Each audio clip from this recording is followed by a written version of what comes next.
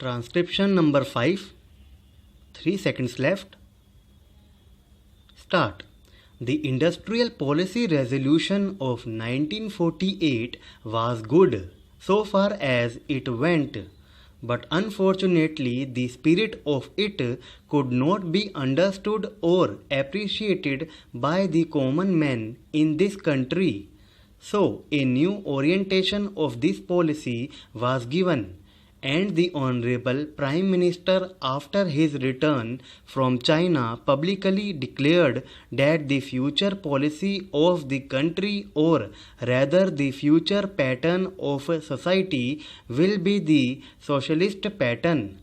That was further emphasized by the resolution passed at the Avadi session of the Congress and later reiterated by Shri Debar, President of the Indian National Congress. I am very glad to say that the spirit of it has been caught by the nation today. If I may say so, the nation has taken up the challenge for securing the socialist pattern of society. It behoves all sections, both inside this house as well as outside, without having mutual recriminations, to try and propagate in a sincere manner and establish the socialist pattern of society indicated by the statements of the great leaders of our country.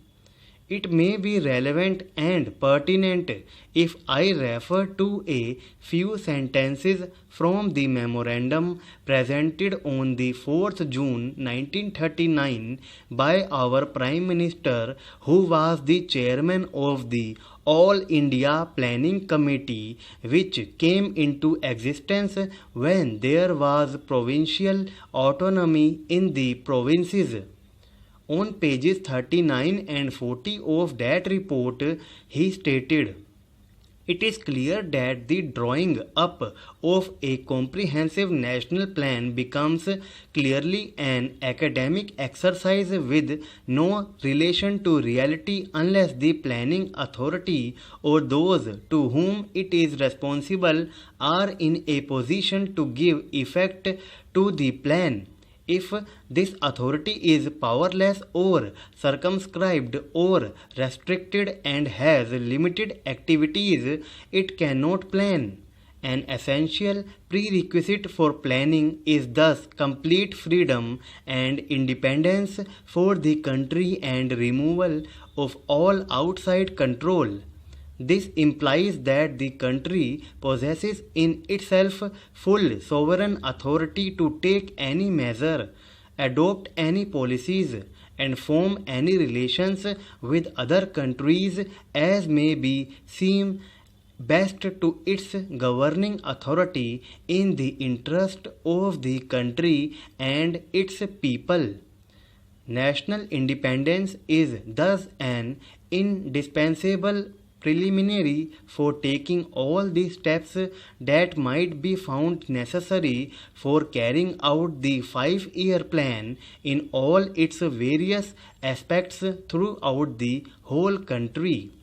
At the present moment, it is clear that not only have we in India no national independence, but we are hedged in and obstructed by numerous restrictions, limitations, safeguards and reservations which block the path to planning and progress.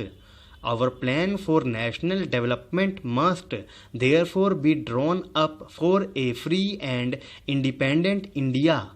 Thanks to the sacrifices made by millions of our countrymen and countrywomen under the leadership of the father of the nation, Mahatma Gandhi, we have today secured complete sovereign political independence at a time when the nations of the world were engaged in the bitterest struggle using all the weapons of destruction. If therefore we have secured political independence during the period of a quarter of a century, it should not be difficult, especially when we are today masters in our own country, to secure a socialist pattern of society as has already been indicated. But it requires the assistance, the propaganda, the active work of all those who are interested in this. I am sure so long as my honorable friends, the minister, the deputy minister, and the other minister who represent the Commerce and Industry Ministry can give us an assurance that the capitalist pattern would be avoided, some of us who believe in a cent% socialist democracy give an undertaking that certainly totalitarian policy will not be introduced in this country, because we have believed all along during the fight that we have given to the British government when we secured political independence that we shall try to maintain democracy undiluted and a socialist democracy at that. I am absolutely certain that in this country of ours, liberty of thought, liberty of speech, and liberty of action will be guaranteed to every citizen to express his views in the manner he pleases.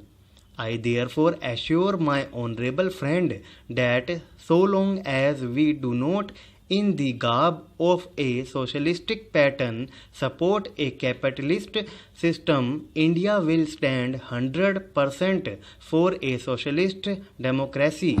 Now, luckily for us, the fundamental rights of the Constitution have declared that a citizen would be assured of many of the social amenities which will give reasonable comfort from the womb to the grave. But mere enunciation, as I have said many times, will not satisfy the common man unless the saying is put into effect. I am absolutely certain, therefore, that so long as there is a determination on the part of our countrymen, we will be in a position to secure a socialist pattern of society. It is not even possible to draw up a plan on any other basis.